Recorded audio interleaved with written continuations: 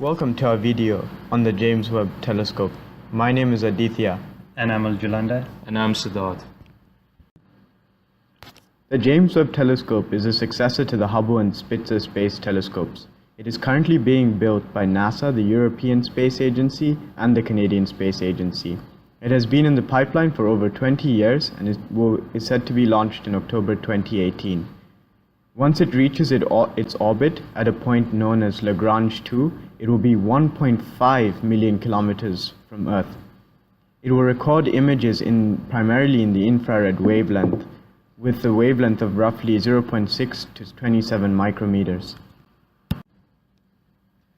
Firstly, Aljulanda will dive into the depths of chemical and materials engineering.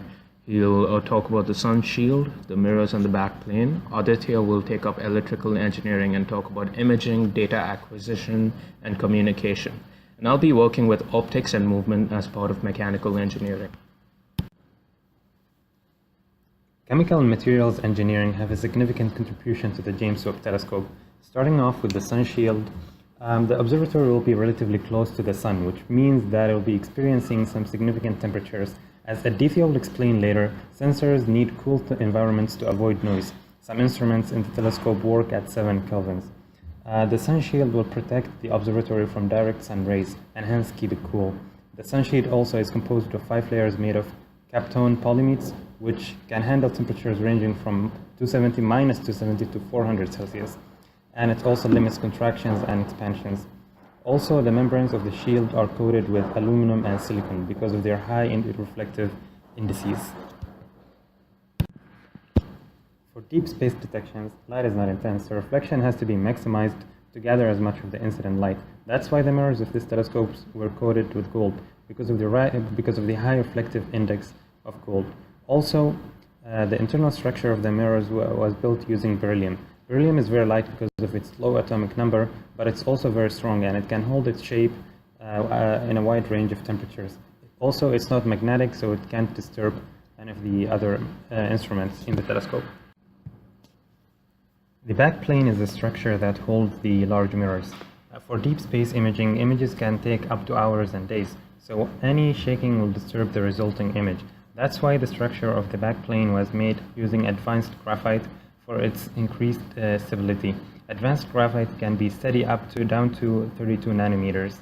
Also, the backplane was coated with titanium and invar for extra thermal stability. To be maximized to gather as much of it. Now on to electrical engineering and imaging. Light focused by mirrors fall onto imaging detectors containing arrays in which photons are absorbed and are made to move by applying electrical fields. As such, James Webb has 4 different imaging detectors. Firstly, the near-infrared camera will allow for the detection of low-wavelength light from early stars. The near-infrared spectrograph will disperse light from the near-infrared region into a spectrum that can tell a lot about the properties of stellar objects, such as their mass, temperature, and chemical composition. It is built to fascinatingly observe 100 objects at once.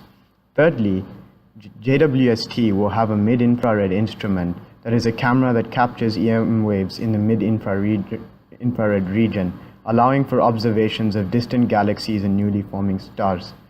Fourthly, JWST also has a mid-infrared spectrograph that works in a similar manner to the previous one, but will be used to observe exoplanets.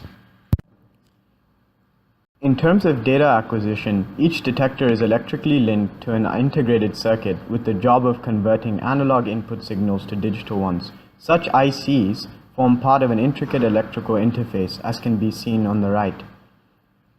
The electrical interface, therefore, coordinates simultaneous data collection from all 4 detectors and then compresses the collected data so that it may be temporarily stored on board, eventually communicated to Earth, and used to influence on-board scientific operations. As such, JWST is designed to collect in excess of 270 gigabytes of data each day. With such amounts of data and at a distance of 1.5 million kilometers from Earth, one might ask, how will JWST communicate back to Earth? JWST will communicate with the Deep Space Network, a set of 3 satellite complexes 120 degrees apart in longitude, located in Canberra, Madrid, and Goldstone. JWST will send sine wave encoded data in the microwave region, in particular what is known as the Kurtz-above spectrum.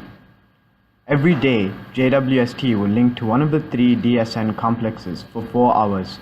The actual complex it will connect to depends on its position relative to the Earth's surface. Moving on to the mechanical engineering part of this entire project, arguably the optics is the most important part of the telescope. We do know that the James Webb Telescope is a 3-mirror combination of the primary, secondary, and tertiary mirror, all of which combine perfectly to give an image that is free of optical aberrations, where an aberration is basically any blurriness associated with that image. In addition, it has a fine steering mirror which can basically adjust its position many times to provide that image stabilization. Now, this is absolutely necessary in order to combat against any tilt or rotation of the telescope. We shall also see that the James Webb Telescope sees light that ranges between 600 nanometer to 28 microns, and we expect its imagery to be detailed and spectacular. The mirror, the primary mirror, is actually composed of 18 hexagonal segments. The problem is that the surface area of these segments is larger than the area allowed in the launch vehicle. So it must actually be folded, and it must unfold and unravel during different deployment stages. And this is one of the major technological developments of the Webb Space Telescope. We have different technologies to position these mirror segments in precisely the correct location to get the proper imaging. Subsequent to this initial configuration, they'll only need occasional updates every few days. This is contrary to normal terrestrial telescopes, which actually continually need to be updated. So again, it is a revolution. Moving on to the movement of the telescope, the Webb telescope will orbit around the second Lagrange point, or called the L2 point. Now, there's several different reasons why people have chosen this point to orbit around. A main reason is that the L2 point is a point of semi-stability between the gravitational forces of the Earth and the Sun. So it takes lesser amount of fuel to keep the telescope orbiting around that point. And once you have lesser amount of fuel, you have lesser heat expended. And lesser heat expended would mean lesser intrusion into the infrared spectrum. And that is absolutely critical for this space telescope because it makes its imaging based on these infrared spectrum. Apart from that, the Webb Space Telescope also uses 6 reaction wheels to rotate the observatory. And these wheels are primarily based on the law of conservation of angular momentum. So if you had a reaction wheel spinning in one direction, the observatory would have to spin in another direction to keep the angular momentum constant throughout its motion.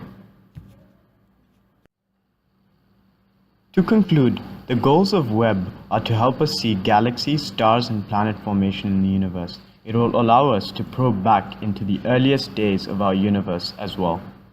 It is clear that JWST is a highly multidisciplinary project consisting of It has some advanced and innovative materials applied in several ways.